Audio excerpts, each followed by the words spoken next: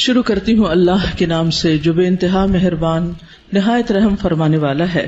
علم کیا نہیں، نشرح ہم نے کھول دیا، لکا آپ کے لیے، صدرک سینہ آپ کا، ووضعنا اور اتار دیا ہم نے، عنکا آپ سے، وزرک بوجھ آپ کا، الذی وہ جس نے، انقضا توڑ دی تھی، ظہرک کمر آپ کی، ورفعنا اور بلند کیا ہم نے، لکا آپ کے لیے، ذکرک ذکر آپ کا، فإن پس یقیناً، مع ساتھ، العسری تنگی کے، یسرا آسانی ہے، ان یقیناً، مع ساتھ، العسری تنگی کے، یسرا آسانی ہے، فإذا پس جب، فرغت فارغ ہو جائیں آپ، فانصب تو محنت کیجئے، وإلی ربک اور طرف اپنے رب کے، فرغب پس رغبت کیجئے۔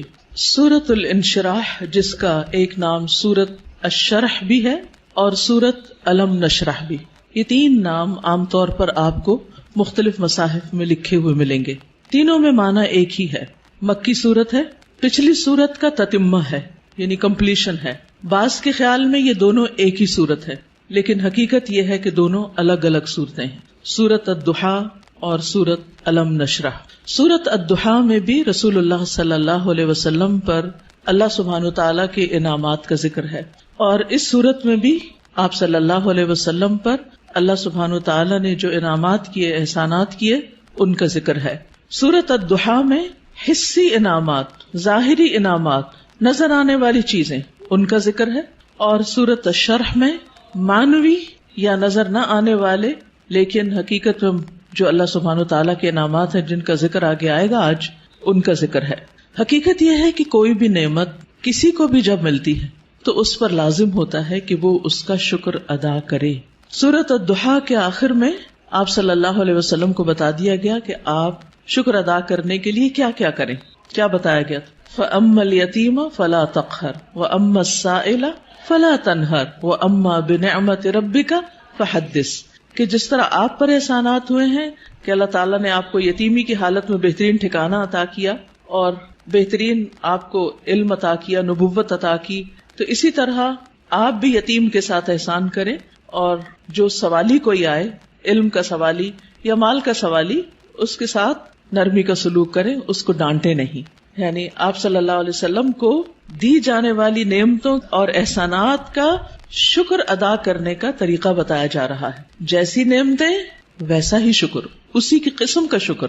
اور اس صورت میں بھی ہم دیکھتے ہیں کہ جن احسانات کا ذکر ہے بعد میں اسی طرح کے شکر ادا کرنے کی بات ہے، اور یہاں چونکہ مانوی نعمتیں ہیں جیسے وحی الہی ہے، اور اللہ سبحانہ وتعالیٰ نے آپ کے لیے جو آسانیاں کی اور آپ کا ذکر خیر جو بلند کیا، تو اس پر آپ کو حکم دیا جا رہا ہے کہ آپ اپنے رب کی طرف توجہ کیجئے، اس کی عبادت کیجئے، جب فارغ ہو جائیں تو بھی اپنے رب کی طرف رغبت کیجئے۔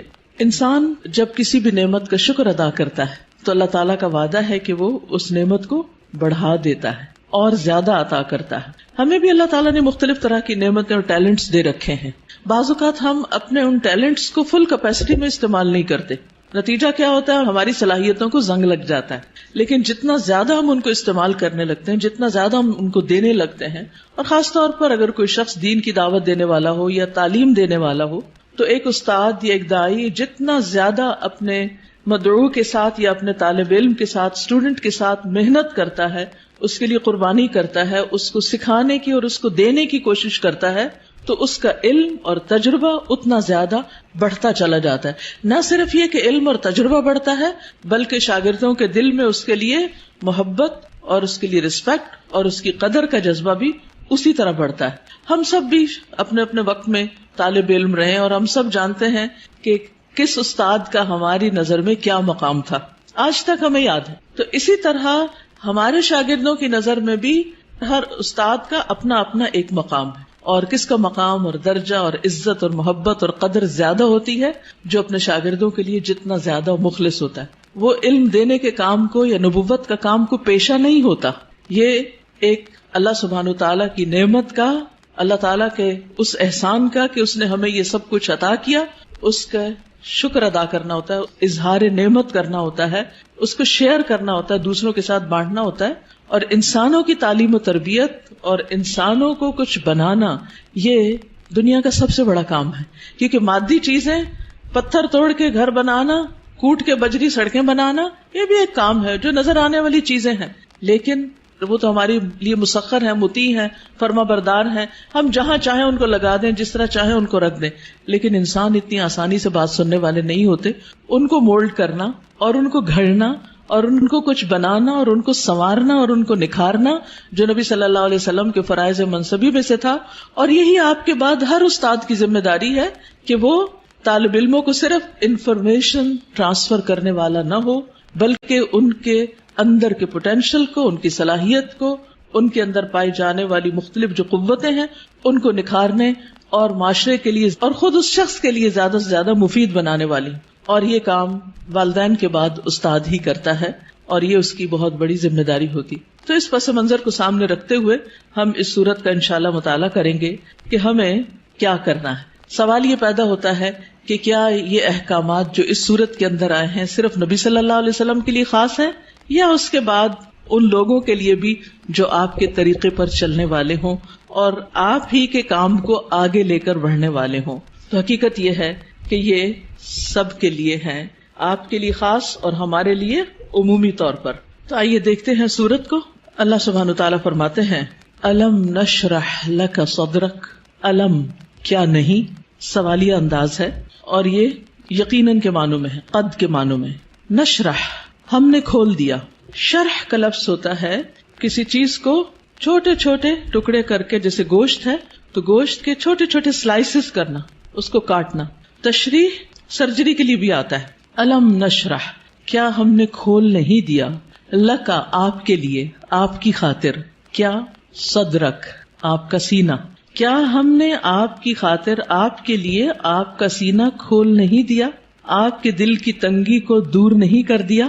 اگر دیکھا جائے تو دنیا میں پائی جانے والی نعمتوں میں سے سب سے بڑی نعمت یہ ہے کہ انسان کو شرح صدر، سینے کی وسعت، دل کی وسعت، دل کا اطمینان نصیب ہو. ڈپریشن کیا ہے؟ دل کا گھٹنا، سینے کا تنگ ہونا، اندر کی تنگی، شح، بخل، انسان کے اندر کی ایسی کیفیات کہ نہ وہ اپنے سے راضی اور خوش اور نہ کسی اور سے. اللہ سبحانہ وتعالیٰ نے ہمارے دل کو ہر چیز سے مختلف بنایا ہے. باقی جتنی بھی چیزیں ہیں ان میں جب ہم کچھ ڈالتے ہیں تو وہ بھر جاتی ہیں، تنگ ہو جاتی ہیں. لیکن دل اگر نرم ہو تو اس میں جتنی بھی علم اور حکمت اور خیر کی چیزیں ڈالی جائیں وہ اتنا ہی زیادہ وسیع ہوتا چلا جاتا ہے، اتنا ہی زیادہ کھلتا چلا جاتا ہے، اتنا ہی اس میں انبساط آتا ہے، اتنی ہی زیادہ اس میں خوشی اور اطمینان آتا ہے. تو یہ ایک بہت بڑی نعمت ہے اور یہ مانوی نعمت ہوتی ہے، ٹینجیبل نہیں ہوتی کہ آپ چھو کے دیکھ سکیں کہ کیا ہے. پچھلی صورت میں ٹینجیبل نعمتیں تھی لیکن یہاں مانوی نعمتوں کا ذکر ہے. الم نشرح لک صدرک کیا ہم نے آپ کے لیے آپ کا سینہ کھول نہیں دیا. جب سینہ کھلتا ہے تو مشکل سے مشکل، پیچیدہ سے پیچیدہ اور کمپلیکیٹڈ معاملات سمجھ میں آنے لگتے ہیں. انسان چیزوں کی تہ تک پہنچنے لگتا ہے، اس کو گہرائی نصیب ہوتی، اس میں وزڈم آتی ہے، اس میں ڈیپتھ آتی ہے اور انسان دور تک سوچنے لگتا ہے. ابراہیم علیہ السلام کا ویژن آپ دیکھیں کہ انہوں نے نبی صلی اللہ علیہ وسلم کے بھیجے جانے کے لیے دعا کی تھی 2500 سال پہلے. وہ کیسے؟ ان کو یہ ضرورت کیوں محسوس ہو گئی اور انہوں نے اپنی دعا میں یہ دعا کیوں شامل کی کہ اللہ ان کے اندر سے ایک شخص ایسا اٹھانا جو ان کی تعلیم و تربیت کرے. ہم ایسی بات کیوں نہیں سوچتے؟ ہمیں ایسے خواب کیوں نہیں نظر آتے؟ اس لیے کہ ہم صرف اپنی ہی ذات کے گرد گھومتے ہیں. سیلفش، دل چھوٹا ہے، نظر کوتاہ ہے، تنگ ہے، شارٹ سائٹڈ ہے، دور کی چیزوں کو نہیں دیکھ پاتے، صرف قریب کے فائدوں کو دیکھتے ہیں. آج مجھے کیا مل رہا ہے ہم اس کو دیکھتے ہیں، کل میری کوششوں کا صلہ کیا نکلے گا، کیا ملے گا مجھے، اس کی طرف ہماری نگاہ نہیں جاتی. لہٰذا جو لوگ شارٹ ٹرم گولز کے لیے کام کرتے ہیں وہ کوئی بڑا کام کبھی بھی نہیں کر سکتے، اور جو لوگ دور تک سوچتے ہیں اور وہ وہی سوچتے ہیں جن کے اندر وسعت ہوتی، جن کا دل بڑا ہوتا ہے، جن کی نگاہ دور تک دیکھتی ہے. تو الم نشرح لک صدرک کیا ہم نے آپ کے لیے آپ کا سینہ کھول نہیں دیا. آپ کے لیے اللہ سبحانہ وتعالی نے خیر اور بھلائی کے رستے کھول نہیں دیے، کیونکہ جب تک دل کھلتا نہیں، یہاں صرف دل کی بھی بات نہیں کی گئی، پورے سینے کی گئی. چیسٹ، اور چیسٹ کے اندر دل، چیسٹ کی جگہ زیادہ ہوگی تو پھر باقی چیزوں کے اندر بھی وسعت آئے گی. تو نبی صلی اللہ علیہ وسلم کو اللہ سبحانہ وتعالی نے یہ خاص صلاحیت دی تھی جس کی وجہ سے آپ نبوت کا کام لینے کے قابل ہوئے تھے. اسی لیے قرآن آپ کے قلب پر نازل ہوا تھا اور آپ نے اس کو محفوظ کیا تھا. اسی لیے پھر اس کو صحیح طور پر سمجھ کر آگے بیان کیا تھا، کیونکہ ان سب چیزوں کا تعلق شرح صدر کے ساتھ ہوتا ہے. یہی وجہ ہے کہ ہم دیکھتے ہیں کہ موسیٰ علیہ السلام جب اللہ سبحانہ تعالیٰ نے ان سے بات کی، ہم کلام ہوئے اللہ تعالیٰ، اور ان کو اپنے کام کے لیے چن لیا، وَاصْطَنَعْتُكَ لِنَفْسِي، اور اللہ تعالیٰ نے ان کو اپنی رسالات سے نوازا، تو انہوں نے سب سے پہلی دعا کیا مانگی؟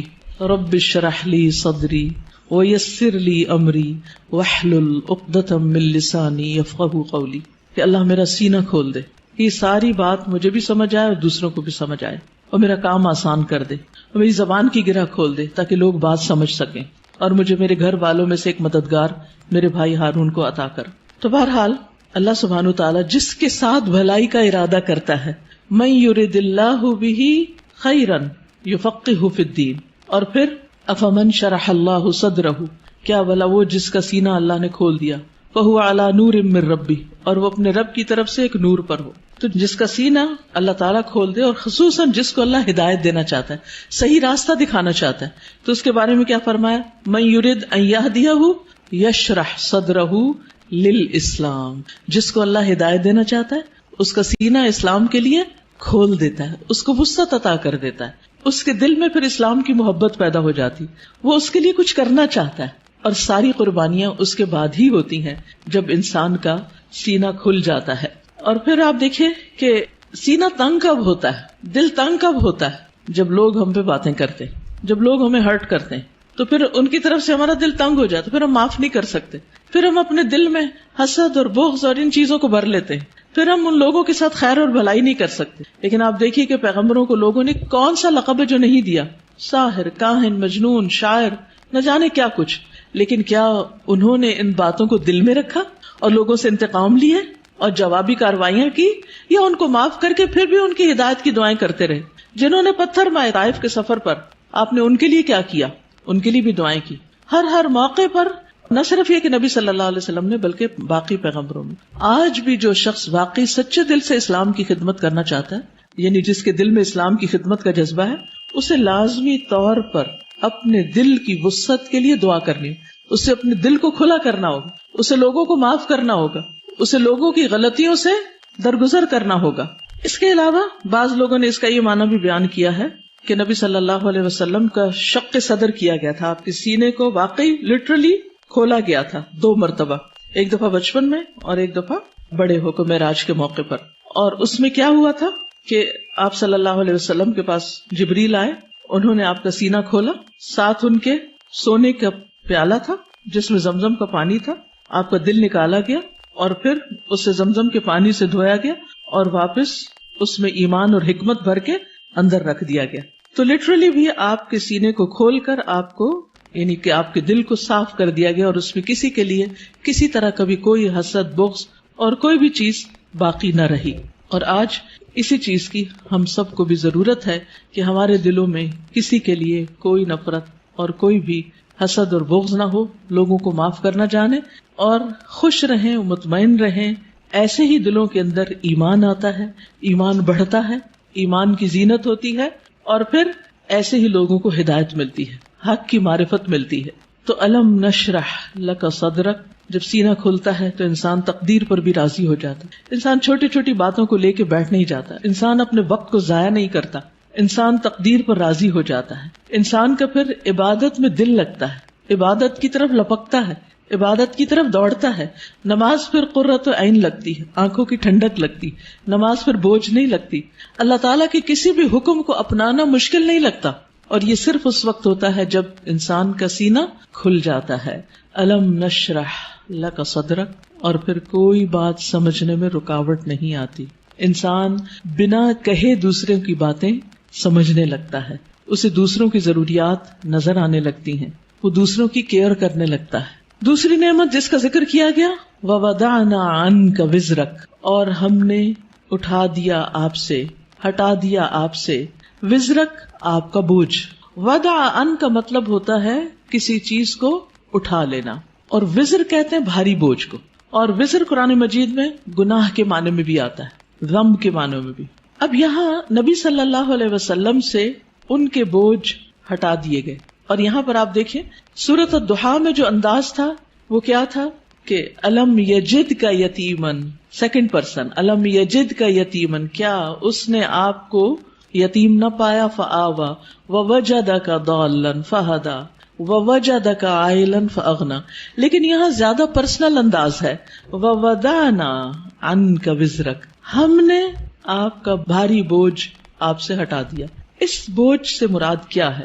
اس کے کئی معنی لیے گئے ہیں. نمبر ایک یہ کہ آپ کے دل پر نبوت سے پہلے جو ایک خاص بوجھ تھا، آپ کے ذہن میں کچھ سوالات تھے جن کا آپ جواب چاہتے تھے، آپ زندگی میں کچھ کرنا چاہتے تھے. آپ صلی اللہ علیہ وسلم اسی لیے شہر کو چھوڑ کر پہاڑ پر چلے جاتے، ہرا میں چلے جاتے تھے. تو جب اللہ سبحانہ وتعالیٰ نے آپ کو قرآن دیا، نبوت دی، تو آپ کے سوالوں کے جواب آپ کو ملنے لگے اور آپ کے بوجھ آپ سے دور ہو گئے.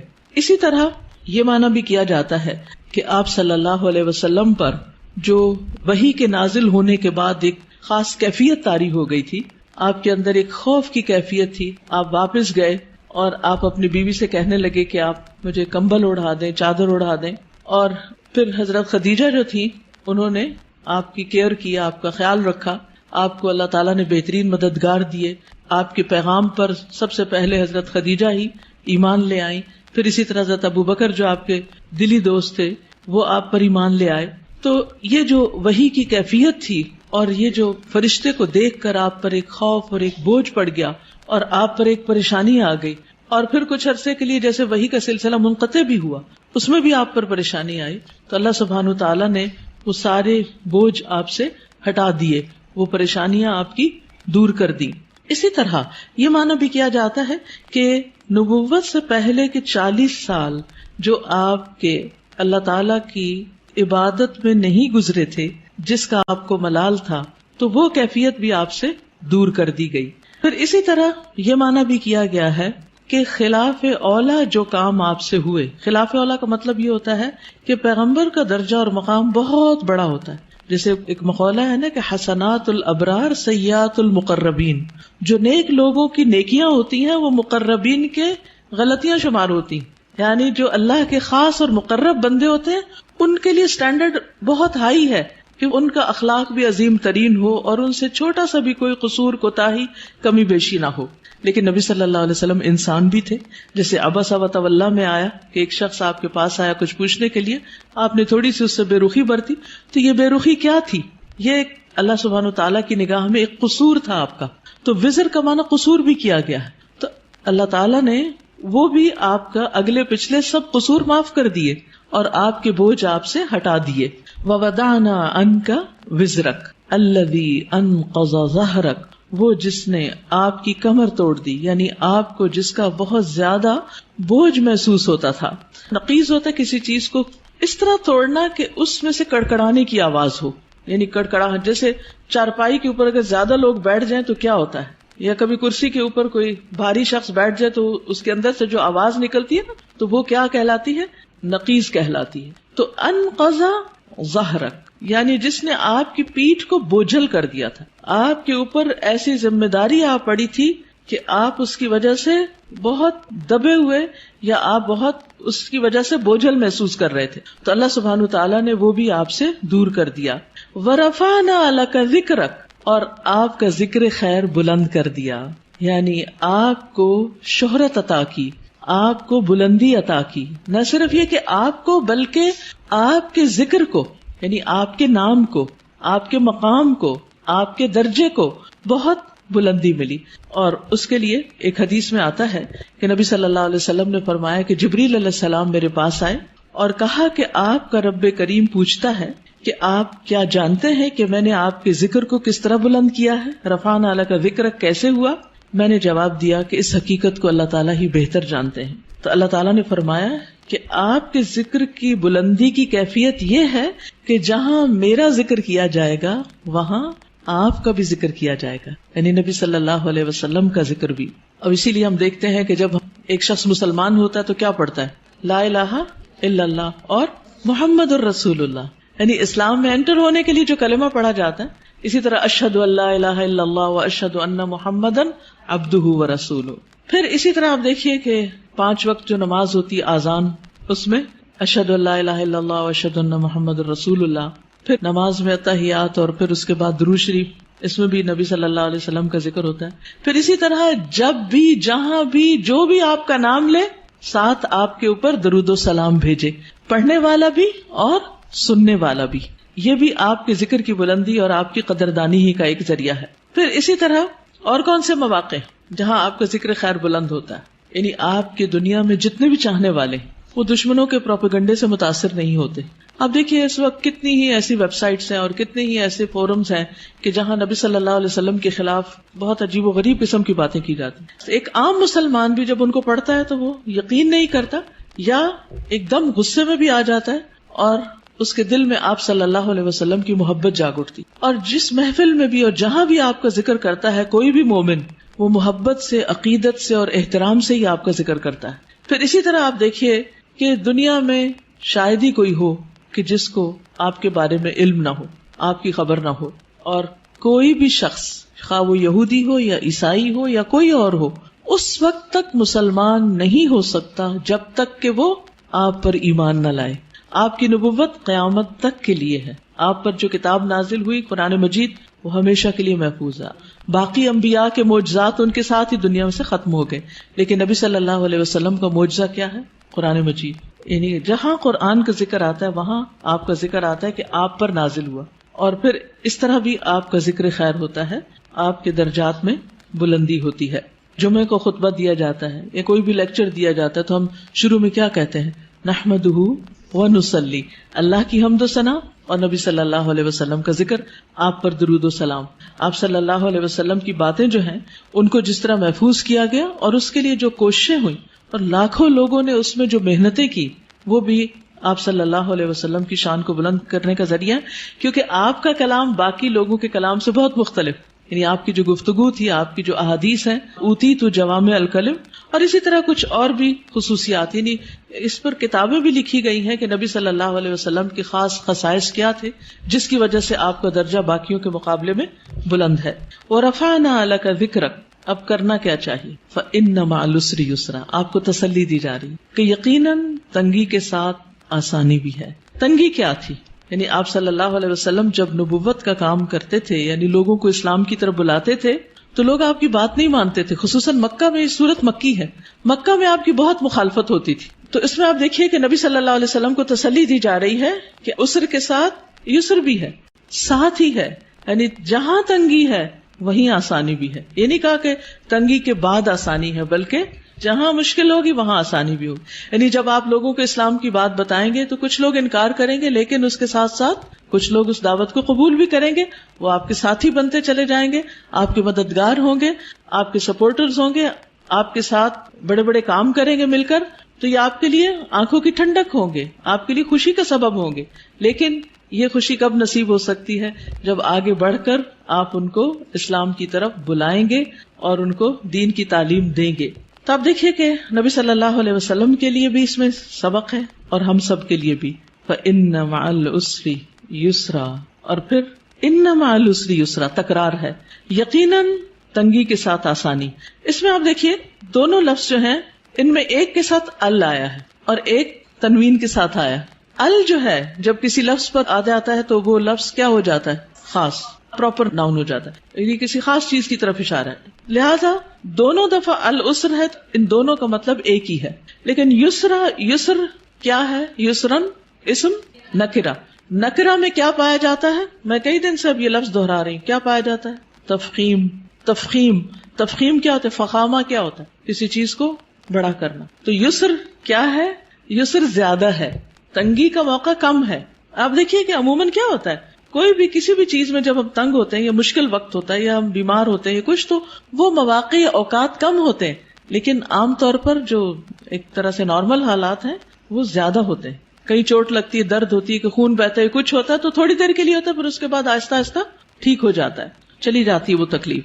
تو فَإِنَّ مَعَ الْعُسْرِ يُسْرًا، إِنَّ مَعَ الْعُسْرِ يُسْرًا. اور اس میں آپ دیکھیے کہ درمیان والا جو عسر ہے اس کے دونوں طرف یسر کا لفظ ہے. تو اسی لیے کہا گیا کہ دو یسر جہاں اکٹھے ہو جائے اسر ان پہ غالب نہیں آ سکتا. یعنی آسانیاں دو ہیں، تنگی ایک ہے، تو دو جو ہے وہ ایک پہ بھاری ہوں گے. تو تنگی سے آپ نہ گھبرائیں، مشکلات سے آپ نہ گھبرائیں. اور ویسے بھی اللہ سبحانہ وتعالیٰ مشکلات کے بعد آسانی کرتے ہیں. سیجعل اللہ بعد عسر یسرا. لیکن یہ کب ہوگا؟ یہ آسانیاں کب ہوں گی؟ یہ آسانی اس وقت ہوگی جب آپ ایک کے بعد ایک کام کیے چلے جائیں گے، محنت کریں گے. جب تک انسان مشکل میں نہیں پڑتا آسانی نہیں ہوتی. اگر کوئی یہ کہے کہ آسانی کے ساتھ آسانی ہو جائے تو یہ فطرت کا قاعدہ ہی نہیں. مشکل کے ساتھ آسانی. لہذا جو شخص زندگی میں آسانی چاہتا ہے اسے کیا کرنا ہوگا؟ مشکلوں سے گزرنا ہوگا. جو مشکلوں سے گزرتے چلے جاتے ہیں وہ بہادر ہو جاتے ہیں. اگر آپ روز ایکسرسائز کرتے ہیں تو پھر ایک وقت آتا ہے کہ وہ ایکسرسائز بھی آپ کو نہیں تھکاتی اور بڑے سے بڑا بھاری کام وہ بھی آپ کو نہیں تھکاتا کیونکہ آپ کا اسٹیمنا بلڈ ہو چکا ہوتا. لیکن اگر آپ سستی کے مارے لیٹے رہیں، سوئے رہیں، کوئی کام نہ کرے تو کیا ہوگا؟ کیا ہوگا نتیجہ؟ آپ کچھ بھی زیادہ نہیں کر سکیں گے، کولیپس کر جائیں گے، آپ کے مسل ڈیڈ ہو جائیں گے، آپ کوئی بھاری کام نہیں کر سکیں گے. لیکن آپ دیکھیے کہ ایک شخص جس نے بچپن سے بہت مشکلات دیکھی ہوں، بڑے ہو کر اس کا حوصلہ اتنا بلند ہوتا ہے کہ بڑی بڑی باتیں اس کے نزدیک کچھ بھی نہیں ہوتی. وہ کہتے ہیں یہ بھی کوئی بات ہے. لیکن ایک شخص جس کی زندگی بہت آسانیوں میں گزری، اس نے کوئی تنگی کا وقت نہ دیکھا ہو تو وہ چھوٹی سی مشکل سے بھی بہت زیادہ گھبرا جاتا ہے، اس کا مقابلہ نہیں کر سکتا. اسی طرح جو لوگ اپنا ذہن استعمال کرتے رہتے ہیں، اپنا دماغ استعمال کرتے رہتے ہیں، مثلا میتھمیٹکس ہے یا کوئی بھی سبجیکٹ ہے، آپ اس کو پڑھتے رہیں کرتے رہیں وہ اتنا آسان ہو جاتا ہے کہ پھر آپ کی ٹپس پر آ جاتا، اتنی ہی آپ کے اندر تیزی آ جاتی. لیکن اگر آپ کسی بھی سبجیکٹ کو پڑھنا ہی چھوڑ دیں، پڑھانا ہی چھوڑ دیں، چاہے آپ اس کے ماسٹر ہی کیوں نہ ہو، یا جس سبجیکٹ میں آپ نے ماسٹرز کیا ہو اس میں بھی آپ زیرو ہو جاتے ہیں، کچھ بھی یاد نہیں ہوتا کیونکہ آپ نے اس کو پڑھا نہیں، اس کے لیے تکلیف نہیں اٹھائی. جب اٹھا رہے تھے، جب آپ اسے بہت آگے تھے.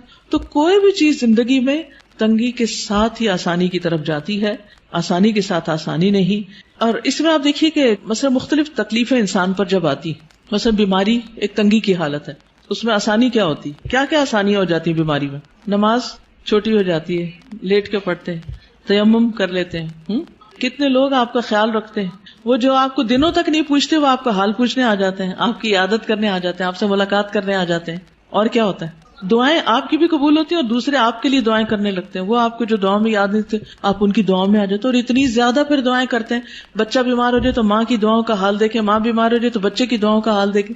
تو یہ ساری آسانیاں کس کے ساتھ ہیں؟ اس ایک بیماری کی مشکل کے ساتھ. ریسٹ بھی ملتا ہے انسان کو، ساری ذمہ داریاں کاموں کو انسان چھوڑ کے سویا رہتا ہے. جو عام طور پر آپ کو سونے کا وقت نہیں ملتا. جو نارمل روٹین میں آپ کام کاج کر رہے ہوتے ہیں وہ ثواب بھی آپ کو ساتھ ساتھ مل رہا ہوتا ہے. فَإِنَّ مَعَ الْعُسْرِ يُسْرًا، إِنَّ مَعَ الْعُسْرِ يُسْرًا. اب کرنے کا کام کیا ہے؟ یسر کب ہوگی؟ فَإِذَا فَرَغْتَ فَانْصَبْ. جب آپ فارغ ہوں تو کیا کریں؟ محنت کریں. یہ عجب کانسیپٹ ہے. ہم جب فارغ ہوتے ہیں، ٹرم ختم ہوتی ہے، سیشن ختم ہوتا ہے، تو پھر ہم ہالیڈیز کرتے ہیں، آرام کرتے ہیں، ریلیکس کرتے ہیں، کام کاج چھوڑ دیتے ہیں، سوئے رہتے ہیں. سنڈے کا دن کیسے گزارتے ہیں؟ کام کم کرتے ہیں. نبی صلی اللہ علیہ وسلم کو کیا حکم دیا گیا؟ فَإِذَا فَرَغْتَ فَانْصَبْ. جب آپ ایک کام سے فارغ ہو جائیں تو دوسرے میں آ جائیں.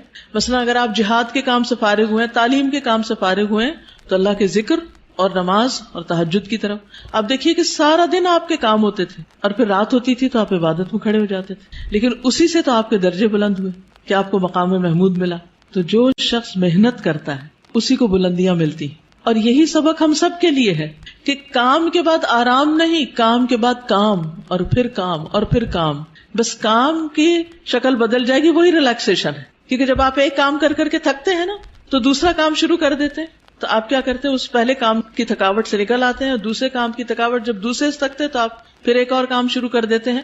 تو وہ جو بدل بدل کے آپ کام کرتے رہتے ہیں اس میں آپ کے لیے آسانی ہو جاتی ہے. فن سب کا ایک مطلب نصب کرنا بھی ہوتا ہے. نصب کا مطلب گاڑنا بھی ہوتا ہے، یعنی جب آپ باقی کاموں سے فارغ ہو جائیں تو پھر اللہ کی عبادت کے لیے کھڑے ہو جائیں.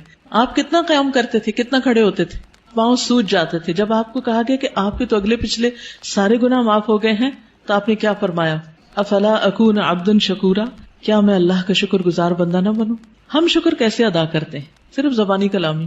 کیا کسی نعمت کے ملنے پر ہم پہلے سے زیادہ اللہ کی طرف راغب ہوتے ہیں؟ کوئی بھی نعمت، دین کی، دنیا کی. اور فن سب اس محنت کو کہتے ہیں جو انسان کو تھکا دے، تھکا دینے والی محنت. فارغ ہوں تو تھکا دینے والی محنت کریں. اسی لیے آپ دیکھیں کہ ویسٹ میں کیا کانسیپٹ ہے، لوگ سارے دن کے کام کے بعد سیدھا کہاں جاتے ہیں؟ جم جاتے ہیں اور جم جا کے کیا کرتے ہیں؟ ورک آؤٹ کرتے ہیں، وہ پسینہ بہنے لگتا ہے، اور ہم کہاں جاتے ہیں؟ بستر پہ جاتے ہیں، کھانے پہ جاتے ہیں، کام کے بعد کام، سخت محنت. آپ دیکھیے فَإِذَا فَرَغْتَ فَانْصَبْ، اسے کس نے لے لیا؟ جو آج دنیا میں ترقی کر گئے، اور ہم جو الٹے چل رہے ہیں پیچھے ہی جا رہے ہیں. الٹا چلنے والے پیچھے جاتے ہیں.